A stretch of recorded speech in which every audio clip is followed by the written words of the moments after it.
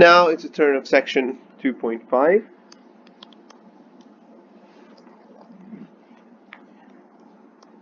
Evaluating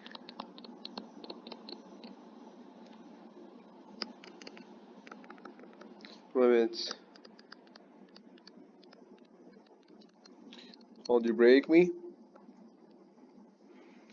So in this section we combine the substitution method that we saw in the last video and the concept of continuity and limits, put them together with some algebraic manipulation to be able to compute limits in a more efficient way. So in order to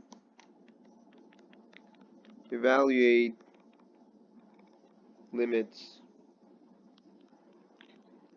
using the aforementioned substitution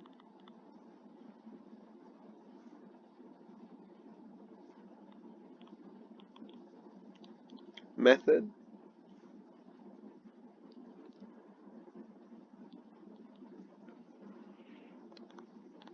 one of the requirements was that the function f must be continuous at the point where we were trying to compute the limit. And unfortunately, in most cases, we're really interested, at least from the point of view of problems in exams, you'll be asked to compute limits where, in instances where the function is not, at points where the function is not defined. It's not defined as given to you.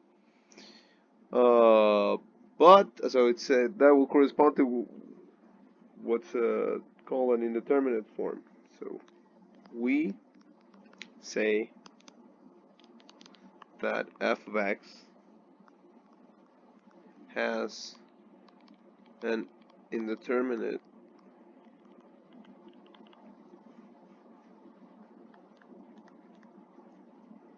form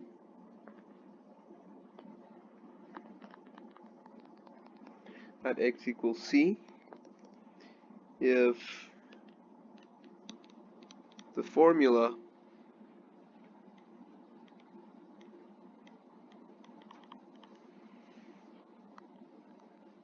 for f of c yields an undefined expression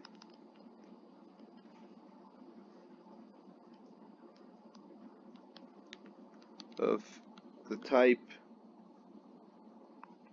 say, 0 over 0, infinity over infinity, infinity times 0, or infinity minus infinity. And so this is usually what happens when we are asked to compute a limit. So if we try to plug in the value at inside that function f, we obtain some nonsense like 0 over 0 or infinity over infinity. And so what we need to do is notice that the function has sort of a removable singularity at the point. So that means that it's actually the function agrees everywhere except at the point with a continuous function. And once you identify that function, you're able to compute the limit, because you can just compute just plug in the new function, the value c, and if you plug in the c into the new function, then it will give you the limit. So the strategy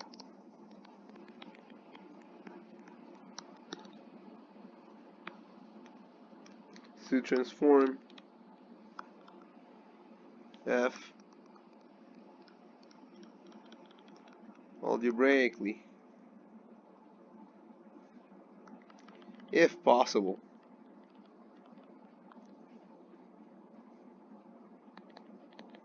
into a new expression that is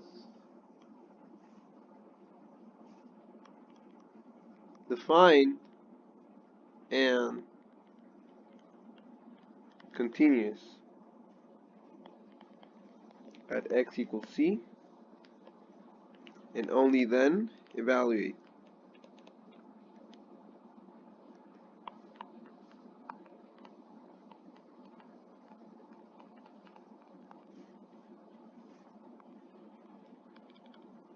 The limit by substitution, but only into this new expression. So what do we mean by that?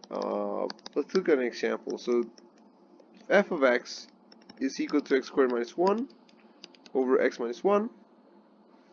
What happens if we're asked to compute the limit of f of x as x approaches 1? If we try to plug in 1, we get, well, what's 1 squared minus 1, that's 0. And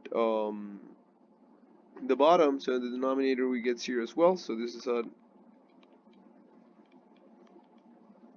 indeterminate form, so we cannot proceed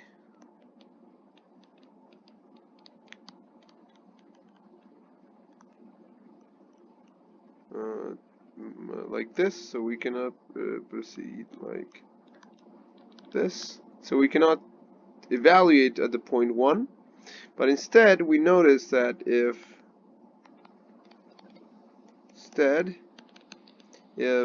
x is not equal to 1, then f of x is equal to x squared minus 1 over x minus 1, but this is equal to x plus 1 over x minus 1, all of that over x minus 1, and we may cancel the x minus 1s because x is not 1, so this is not 0, x minus 1 is not 0, so the function agrees with the function x plus 1 at every point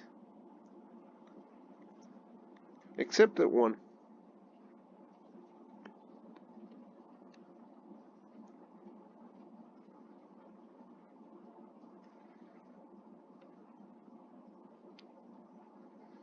So if this is 1, this is the function x plus 1. Or let's start with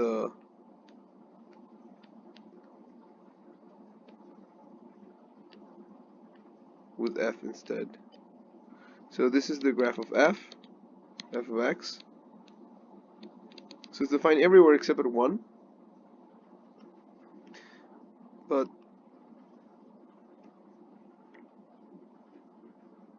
this function is actually the same as the function x plus 1, except at the point 1.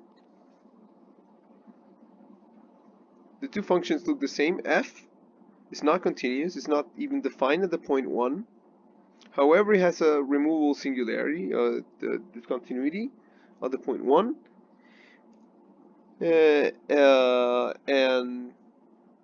if we try to make that function continuous, we transform it and we will get x plus 1, the function x plus 1. And here we can evaluate. If we want to compute the limit, since f x plus 1 is continuous at the point 1, it's continuous everywhere, we may use the substitution method to evaluate the limit. So what we do is that the limit of f of x as x approaches 1 is the same as the limit of x squared minus 1 over x minus 1, which is the limit. Remember that we don't allow x to be equal to 1, so it's the same as the limit of x plus 1 as x approaches 1. And x approaches 1, when x approaches 1, naturally, and 1 is just 1, so you get 2, and this is the limit.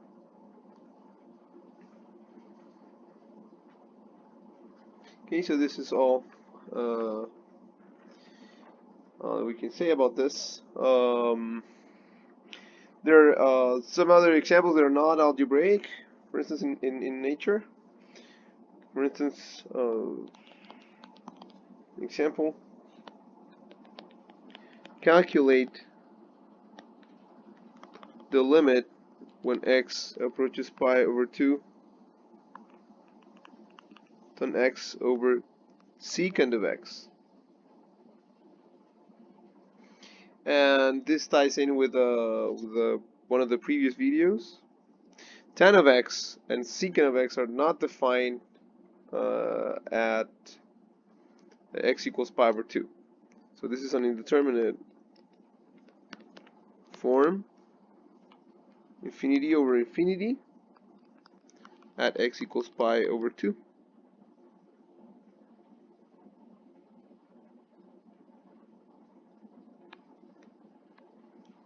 So this looks something like this. So you have 1 minus 1, and you have vertical asymptote,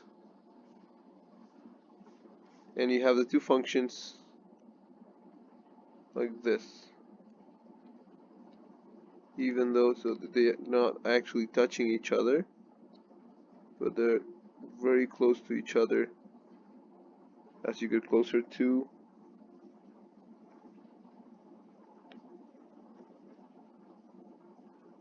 the vertical asymptote. So first, we transform this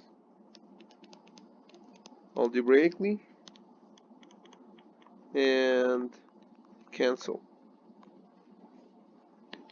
So tan x over secant of x is the same as sine of x.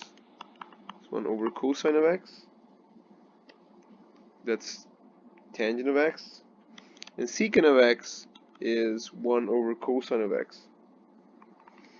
And we may cancel this 1 over cosine of x as long as that expression cosine is not 0. So this is possible if cosine of x is not equal to 0. But near pi over 2, this only happens actually at pi over 2 and not at any other point inside a small neighborhood. And when we compute limits, we never look at the point. We never allow ourselves to touch on the point in question. So now we have now obtained the alternative expression for this function near the point pi over 2, which is sine of x. So the second step now is to substitute.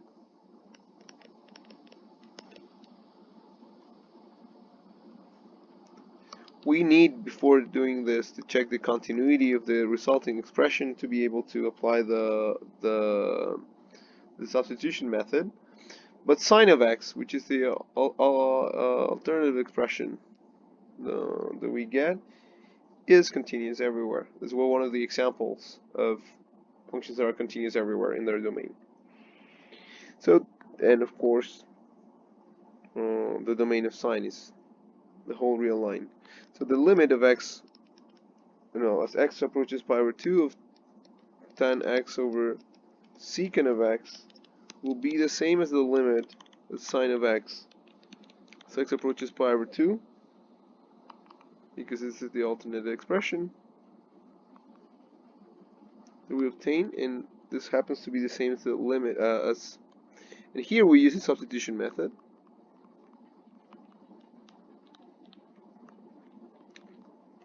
Since sine of x is continuous, we can simply write this: sine of the limit of sine of the limit. So the limit may pass inside. Limit of x as x approaches pi over 2, and the limit of x as x approaches pi over 2 is just pi over 2. So sine of pi over 2, which is 1.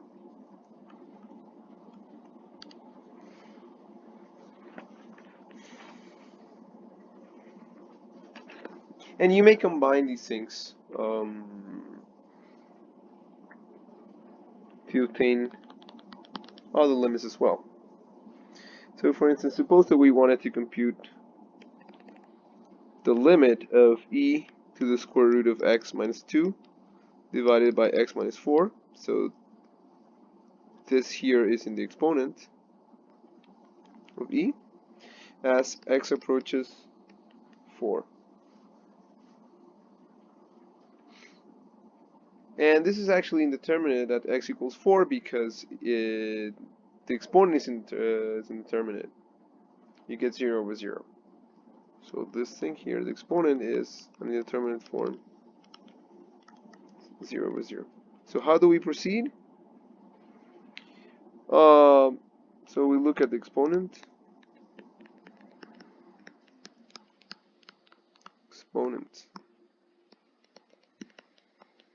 and we manipulate it algebraically. So we multiply and divide by the conjugate.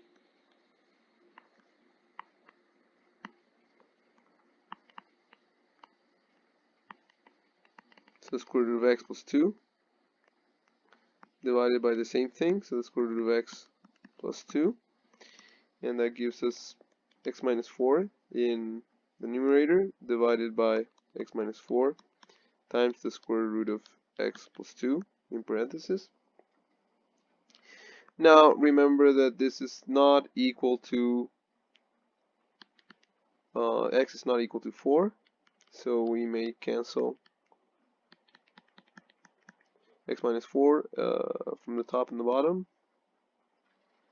And now this, so if we want to take the limit, f of x as x approaches 4, so to compute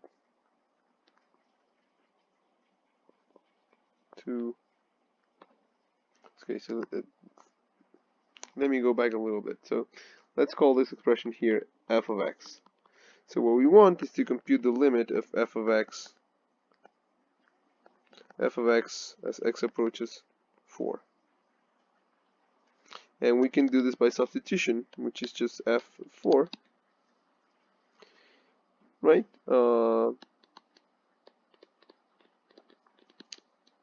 Because f is continuous at the point. This is not an indeterminate form when you plug in 4. This happens to be 1 over 2 plus 2. The square root of 4 is 2. It gives us 1 over 4. But this expression is the same as this when x is not equal to 4. So, in turn, the limit of the square root of x minus 2 divided by x minus 4 as x approaches 4 is equal to 1 over 4. Okay, so we obtained the limit of the exponent. So going back to the problem,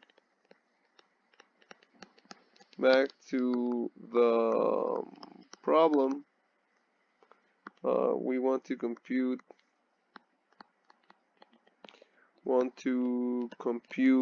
the limit as x approaches 4 of e to the square root of x minus 2 over x minus 4.